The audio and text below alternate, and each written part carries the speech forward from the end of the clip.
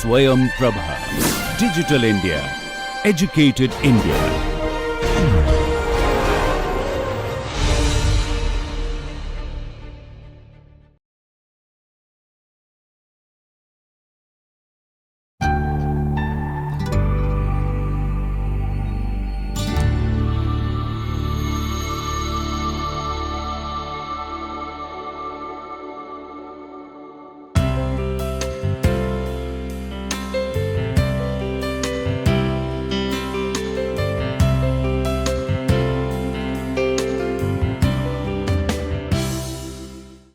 Welcome friends to our NPTEL MOOC module on health economics.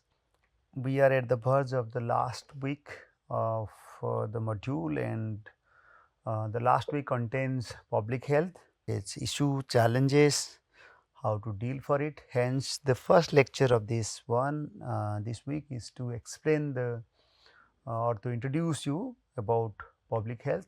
Hence, it is titled as Introduction to Public Health.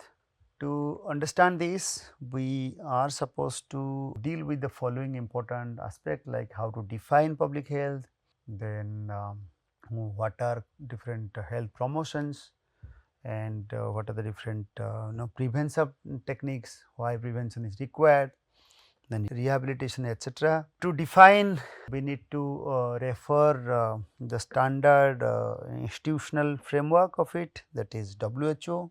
So, WHO report we are referring for its 2000 report as a health system is defined as all the activities whose primary purpose is to promote, restore or maintain health.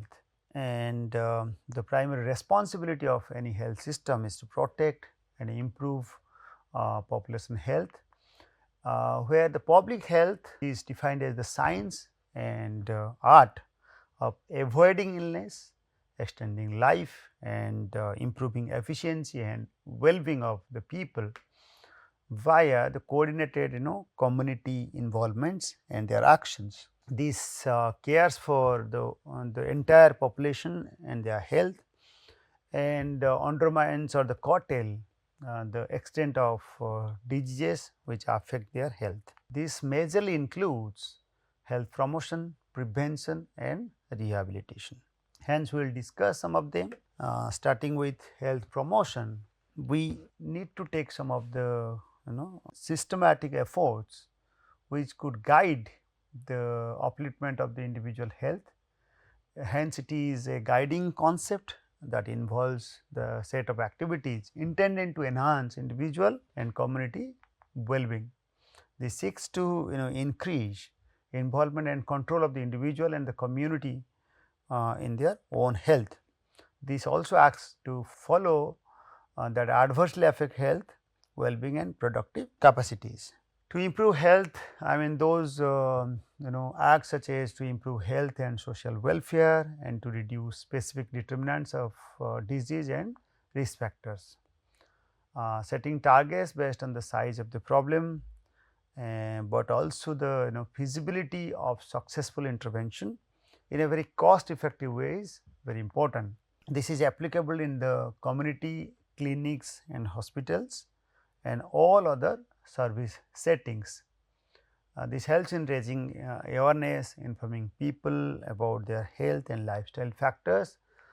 There are various elements which actually help in promoting health or addressing the population as a whole in health related issues, and directing actions to risk factors or causes of illness or death, advocating relevant environmental, health and social policy, encouraging health professional participation in the health education and health policy. This also involves public participation in defining problems and deciding their action plan of action.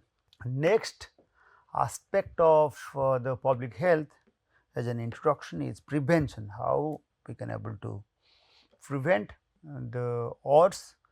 It refers to the goals of medicine which are to promote, to preserve and to restore health when it is impaired, or to minimize suffering or the distress if any. There are 3 levels or types of prevention as mentioned by Foss and Fine 2000 paper. They mention 3 levels like primary level intervention, secondary and tertiary prevention. And primary prevention is largely refers to the activities that are undertaken to prevent the disease and injury from occurring. It works with both the individual and the community. It may be directed at the host to increase resistance to the agent such as immunizations or cessation of smoking, may be directed at environmental activities to reduce conditions favorable to the vector such as like example like mosquito vectors for malaria or of malaria. The use of automobile seat belts, protection, or as condoms, etc. Use skin protection from ultraviolet light, tobacco use cessation programs, etc. are called the very primary prevention techniques. Others are like secondary and tertiary. Here secondary means the early diagnosis, secondary refers to the diagnosis and its proper management to prevent complications from a disease. It includes steps to isolate cases and treat or immunize contracts to prevent further epidemic outbreaks. Whereas the tertiary prevention refers to the involvement of activities those are directed at the host, but also at the environment to promote rehabilitation, restoration and maintenance of maximum function after the disease and its complications are stabilized. Now, you can differentiate when you are saying primary, it is at the very fundamental level we are actually preventing. Even in the secondary level, we are also suggesting to prevent the diagnosis. Therefore, the management is very important at the secondary level, whereas in the tertiary case, we are actually preventing once the disease is contracted. Okay. So, providing a wheelchair, special toilet facilities, doors, ramps, transportation services for paraplegics are often the most vital factors of rehabilitation, etc. Hence, rehabilitation is important. How to rehabilitate another public health challenge and direction. The process of restoring a person's social identity by repossession of his or her normal roles and functions in the society is called rehabilitation.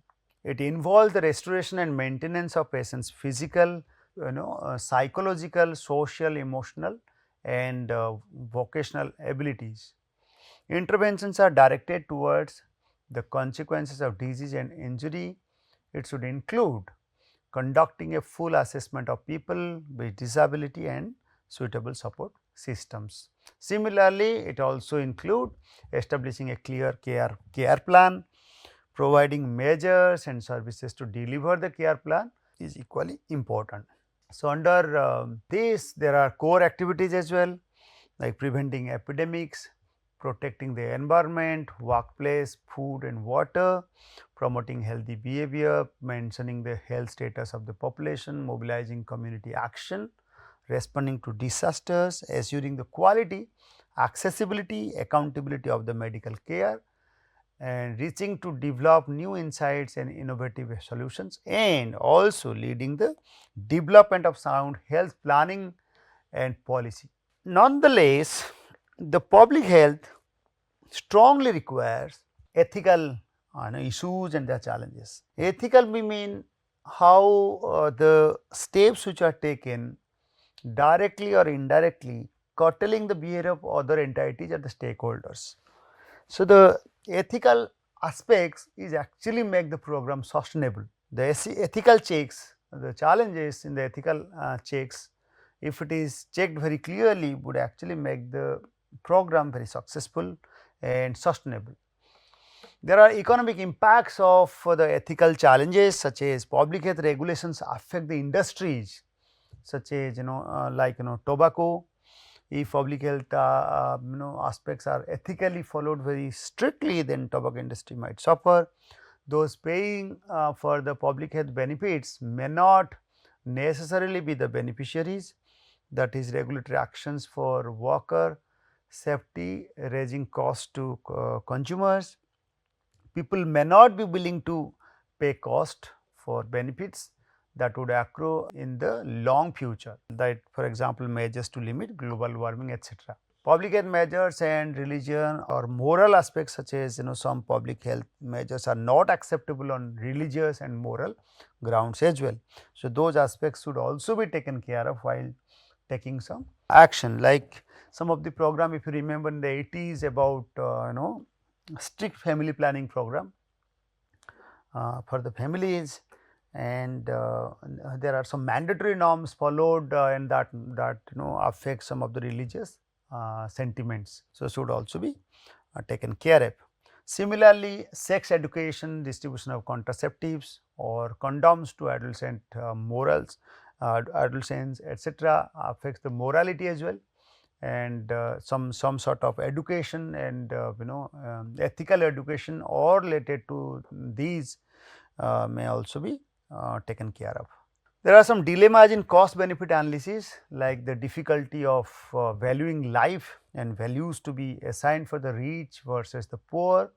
You can also refer to the context of equality and equity or inequity, which we discussed, and also we discussed about cost benefit analysis and their challenges in our previous weeks. Promoting public welfare versus individual liberty. Okay, that is again in dilemma and in conflicting. The extent to which government should restrict individual freedom to improve the community health are also equally important. Similarly, collective scope and individualism, where individualistic societies resist the notion of public health concerns for the collective action. Hence, in the public health structure and the functions, we have to look at the health pyramid, what has to be at the what has to be focused and what are the different layers. As we are referring to the work of Freden 2010 work, you can just see it is in the pyramid at the bottom, socio-economic factors to be checked very carefully. So, at the if we go from the bottom till the top, we are actually emphasizing the individual based efforts. So, or increasing individual effort which are needed for a better public health system. And if you are going in the reverse order, it is actually increasing population impact. Like from the individual perspective, we track through socio-economic factors, then changing the context to make individuals default decisions as healthy, long lasting protective interventions, then clinical interventions, then finally counseling, education, etc., as mentioned by Freden in 5-tier pyramid. This describes the impact of different types of public health interventions, and this provides a framework to improve health. At the base of this pyramid, indicating interventions with the greatest impact and are the efforts to address the socio-economic determinants of health. And this has also a long lasting public health directions to cater to the most of the people. At the base of the pyramid, this indicates, as I already mentioned, the socio-economic determinants. In the ascending order, I already mentioned, and in the descending order also I discussed. So, these are the basic details and the foundations of the public health issues and challenges. So, in the next lecture, we will discuss a little more on healthcare provisioning and also on health system responsiveness and its aspect of demand and supply. So, further readings are there here for you, I think will be highly useful. So, that is all. I look forward to your participation. Thank you.